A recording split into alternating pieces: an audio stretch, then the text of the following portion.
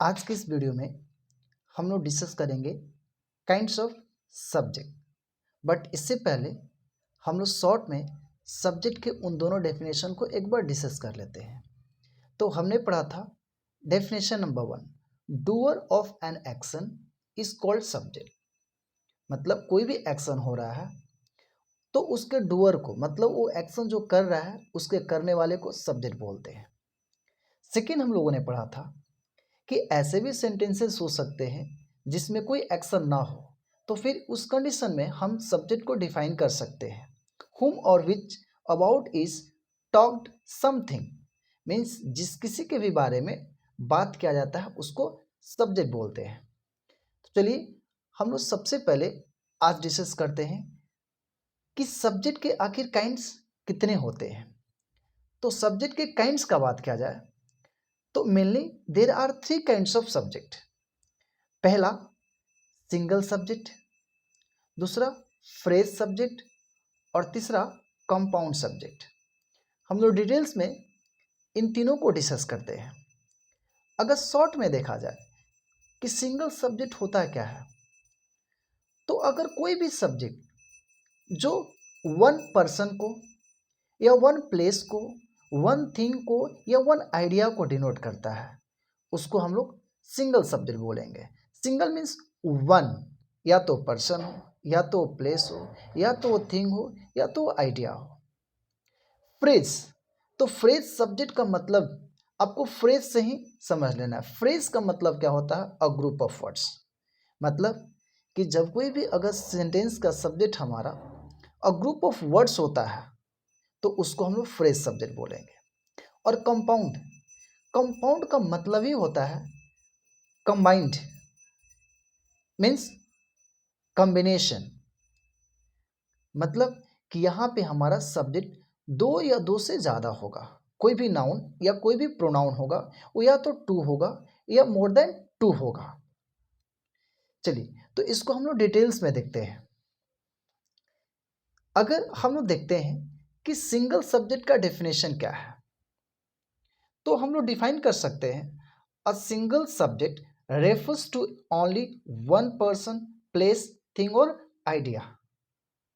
मतलब एक single subject one person को डिनोट करता है या प्लेस को या थिंग को या आइडिया को डिनोट कर सकता है।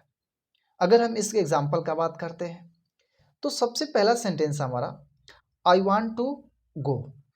तो इसमें आई हमारा एक सब्जेक्ट है, लेकिन इस सब्जेक्ट में कितने पर्सन है?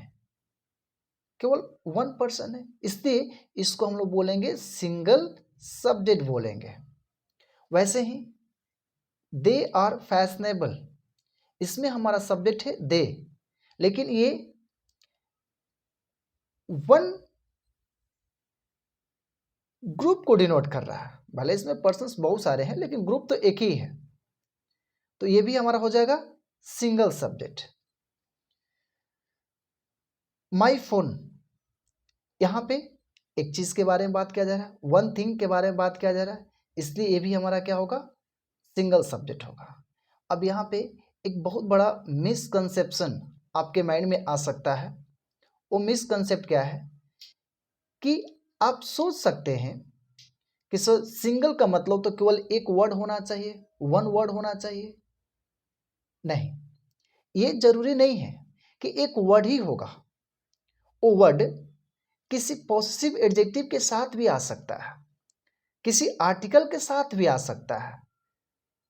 जैसे मान लीजिए कि अगर हम बोलते हैं अ पेन इज नीडेड, तो यहाँ पे सब्जेक्ट हमारा है अ पेन, लेकिन ये भी एक सिंगल सब्जेक्ट ही होगा क्योंकि ये भी एक थिंग को डिनोट कर रहा है जो कि आर्टिकल के साथ मिल करके है। तो आई होप ये सिंगल सब्जेक्ट के बारे में सारे लोग समझ गए होंगे। हम लोग डिस्कस करते हैं अगला फ्रेज सब्जेक्ट। तो जैसा कि हम पहले ही बताया है कि फ्रेज का मतलब ही होता है अ ग्रुप ऑफ वर्ड्स। फ्रेज जहां कहीं भी आए तो आपको समझना है कि फ्रेज का मतलब अ ग्रुप ऑफ वर्ड्स। तो सिंपली अगर हम इसका डेफिनेशन का बात करते हैं तो हम इसका डेफिनेशन दे सकते हैं when a group of words functions as the subject of the sentence is called phrase subject. मतलब जब वर्ड्स का एक ग्रुप होगा और वो सेंटेंस के सब्जेक्ट के प्लेस पर यूज होगा तो उसको हम लोग बोलेंगे फ्रेज सब्जेक्ट। और सब्जेक्ट के काइंड में सबसे इंपॉर्टेंट अगर कोई सब्जेक्ट का काइंड है तो वो यही है फ्रेज सब्जेक्ट। इसलिए इसको अच्छे से हमें समझना है, क्योंकि जब हम सब्जेक्ट ऑफ एग्रीमेंट पढ़ेंगे तो सब्जेक्ट ऑफ एग्रीमेंट में भी इससे रिलेटेड आपको रूल्स को पढ़ना है। सो बेटर होगा कि हम लोग यहीं पर डिस्कस कर ले ताकि आगे सब्जेक्ट ऑफ एग्रीमेंट में आपको किसी तरीके का कोई प्रॉब्लम ना हो। देखिए, अगर हम इसके एग्जाम्पल का बात करते हैं तो एक सेंटेंस है, the colour of my pen is red. The colour of my pen is red. हम इसमें फाइंड आउट करते हैं कि सबसे पहले सब्जेक्ट क्या है। तो बहुत लोग बोलेंगे कलर, बहुत लोग बोलेंगे माई पेन।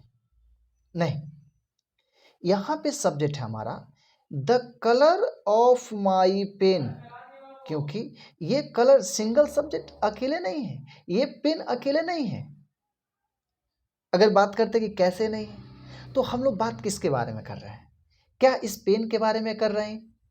नहीं, केवल पेन के बारे में नहीं है, पेन के कलर के बारे में बात करें। मीन्स पेन भी उसमें इंक्लूड है और कलर भी इंक्लूड है। इसका मतलब हमारा सब्जेक्ट होगा the colour of my pen. देखिए, इसमें बहुत सारे वर्ड्स का ग्रुप है, तो इसको हम लोग बोलेंगे फ्रेज सब्जेक्ट। इसको हम लोग क्या बोलेंगे? Phrase subject. तो इसमें हमारा सब्जेक्ट हो जाएगा the colour of my pen. और ये किस तरीके का सब्जेक्ट होगा? तो फ्रेज सब्जेक्ट होगा। देखिए, यहाँ पे सबसे जरूरी एक चीज है जो कि आपको समझना है और वही सब्जेक्ट ऑफ एग्रीमेंट में वर्क करेगा, और वो क्या है कि यहाँ तक the colour of my pen ये पूरा का पूरा हमारा ग्रुप तो है, लेकिन अगर इस वर्ब का बात किया जाए कि क्या ये जो वर्ब है ये पूरे ग्रुप के लिए यूज होता है क्या? तो नहीं। इस ग्रुप के अंडर में आपको एक मेन वर्ड दिखेगा और वही मेन वर्ड के अकॉर्डिंग हम लोग इस वर्ब का यूज करते हैं। जैसे अब हम बात करते हैं कि the colour of my pen is red. So what is red? क्या माई पेन रेड है? नहीं, द कलर। मतलब कहने का इसमें अगर मेन वर्ड का बात किया जाए कि the colour of my pen, इसमें मेन वर्ड कौन सा है? तो इसमें मेन वर्ड है द कलर। और ये पूरा यहां से लेकर के यहां तक means the colour of my pen ये सब्जेक्ट जरूर है, लेकिन इस सब्जेक्ट का जो मेन वर्ड है ना द कलर है। मीन्स मेनली आपको समझ लेना है कि जब प्रेपोजिशन का यूज होगा तो उस कंडीशन में जो हमारा मेन वर्ड आएगा वो प्रेपोजिशन के पहले आएगा। इस पे हम लोग अगले क्वेश्चन को देखते हैं। जैसे the price of mangoes has और हैव कम डाउन। आपको यहाँ पे सिलेक्ट करना है।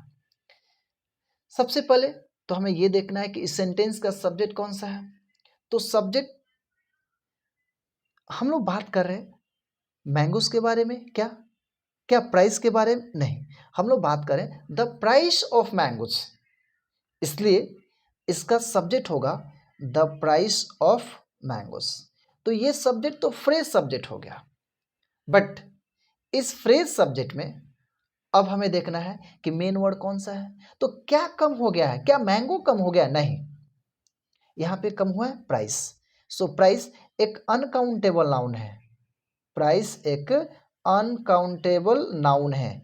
सो अनकाउंटेबल नाउन के साथ वर्ब हमेशा हमारा सिंगुलर होता है, इसलिए यहाँ पे लगेगा हैज, यहाँ पर हैव नहीं होगा। मैक्सिमम स्टूडेंट्स यहाँ पे गलती कर बैठते हैं। उनको क्या लगता है कि जो मैंगोज है बस ये प्लूरल है और इसलिए वहाँ पे ये हैव पुट कर देते हैं, जो कि रॉन्ग होगा। यहाँ पे मैंगोज के अकॉर्डिंग नहीं, यहाँ पे हम लोग यूज करेंगे प्राइस के अकॉर्डिंग। वैसे ही देखते हैं the rivers of India is और आर होली। अब यहाँ पे हमें सिलेक्ट करना है। तो सब्जेक्ट सब लोगों को समझ में आ गया होगा कि इस सेंटेंस में सब्जेक्ट होगा हमारा द रिवर्स ऑफ इंडिया, और इसमें जो सब्जेक्ट वर्ड होगा, जो मेन वर्ड होगा वो होगा रिवर्स। तो देखिए, अब बहुत सारे स्टूडेंट्स क्या करेंगे, इंडिया के अकॉर्डिंग लगा देंगे, तो इंडिया के अकॉर्डिंग लगाइएगा तो ईज हो जाएगा। लेकिन हमें इंडिया के अकॉर्डिंग नहीं देखना है, हमें देखना है रिवर्स के अकॉर्डिंग, इसलिए रिवर्स के अकॉर्डिंग हमारा सब्जेक्ट कौन सा होगा, आर। यहाँ पर ईज का यूज नहीं होगा। तो हमारा करेक्ट सेंटेंस होगा the rivers of India are holy. हम लोग अगला सब्जेक्ट देखते हैं, कंपाउंड सब्जेक्ट। तो देखिए मैंने बताया कि कंपाउंड का मतलब क्या होता है, कॉम्बिनेशन। और कॉम्बिनेशन का मतलब हमेशा या तो कोई भी चीज़ हो एटलीस्ट टू हो या मोर देन टू हो। हम लोग केमिस्ट्री में भी पढ़ते हैं कंपाउंड, तो दो चीज़ों का ग्रुप होता है एटलीस्ट। तो वैसे ही कंपाउंड सब्जेक्ट का मतलब होता है कि एटलीस्ट टू और मोर नाउन्स और प्रोनाउंस। ये नाउन्स और प्रोनाउंस बोले तो क्योंकि हमें पता है कि एक सब्जेक्ट या तो नाउन बनता है या तो प्रोनाउन बनता है। इसलिए जब कोई भी अगर सेंटेंस का सब्जेक्ट के प्लेस पर या तो दो या उससे अधिक नाउन्स या प्रोनाउंस होंगे तो उसको कंपाउंड सब्जेक्ट बोलते हैं। और जैसे ही दो या दो से ज़्यादा नाउन्स और प्रोनाउंस होंगे तो वहाँ पे एक कंजंक्शन आएगा ही आएगा, क्योंकि बिना कंजंक्शन का वो दोनों ज्वाइंट नहीं होगा, वो कंपाउंड नहीं बनेगा। इसका मतलब कि कंपाउंड सब्जेक्ट में एक कंजंक्शन का होना बहुत ज़रूरी है। तो इस तरीके से हम इसका डेफिनेशन बोल सकते हैं कि when a subject is made up of two और मोर नाउन्स और pronouns is called compound subject. मतलब एक सब्जेक्ट जब उसमें दो या दो से ज़्यादा नाउन्स या प्रोनाउंस होते हैं तो फिर उसको हम लोग कंपाउंड सब्जेक्ट बोलते हैं। नोट में इस बात को हमेशा ध्यान रखिएगा, जैसे मैंने बताया कि compound subjects are always joined by conjunctions. Compound subjects हमेशा और हमेशा कंजंक्शन से ज्वाइंड रहते हैं। कंजंक्शन जैसे कि एंड हो गया, और हो गया, विद हो गया, एज वेल एज हो गया, इधर और हो गया, निदर नॉर हो गया। तो ये सारे के सारे कंजंक्शन से जुड़े हुए अगर कोई भी सब्जेक्ट आ जाए तो फिर उसको हम लोग कंपाउंड सब्जेक्ट बोलते हैं। जैसे एग्जाम्पल का बात किया जाए, you and I are going to Pahalgam. अभी हाल फिलहाल में ट्रेंडिंग में है ये। So you and I are going to Pahalgam. यहाँ पे देखते हैं कि सब्जेक्ट कौन सा है, तो सब्जेक्ट है हमारा यू एंड आई दोनों ही हैं। और देखिए यू भी एक प्रोनाउन है और आई भी एक प्रोनाउन है और दोनों के दोनों ज्वाइंट है। क्या चीज से, एंड से। और एंड क्या है, एक कंजंक्शन है। एंड क्या है, एक कंजंक्शन है। तो देखिए दो प्रोनाउंस यहाँ पे हैं और दोनों प्रोनाउन एंड से जुड़े हुए हैं, तो इसलिए इस सब्जेक्ट को हम लोग बोलेंगे कि ये कंपाउंड सब्जेक्ट है। कौन सा सब्जेक्ट है, तो कंपाउंड सब्जेक्ट है। अगला है इधर द टीचर और द स्टूडेंट्स आर रिस्पॉन्सिबल। यहाँ पे देखिए एक है इधर द टीचर और एक है द स्टूडेंट्स। ये दोनों के दोनों नाउन्स हैं और ये ज्वाइंट है इधर और से। हमने पहले बताया है कि इधर के साथ क्या आएगा, और और आएगा, मीन्स इधर जब कोई भी आएगा तो अपने साथ कॉम्बिनेशन में और को लेकर के आएगा। तो इधर द टीचर और द स्टूडेंट्स आर रिस्पॉन्सिबल। तो यहाँ पे हमारा सब्जेक्ट है इधर द टीचर और द स्टूडेंट्स। यहाँ से यहाँ तक सारा का सारा ये सब्जेक्ट है। तो ये कौन सा सब्जेक्ट है, तो ये है कंपाउंड सब्जेक्ट। क्यों, क्योंकि इधर और एक कंजंक्शन से जुड़ा हुआ है। सो आई होप आप सब लोगों को ये समझ में आ गया होगा। अगर फिर भी कोई डाउट रह गया होगा तो कमेंट बॉक्स में लिखिए, उस डाउट को हम अगले क्लास में डिस्कस करेंगे। आगे क्लास में हम लोग डिस्कस करेंगे अभी सब्जेक्ट से रिलेटेड कुछ इंपॉर्टेंट पॉइंट्स जो कि सब्जेक्ट के लिए बहुत ही ज़्यादा इम्पॉर्टेंट है।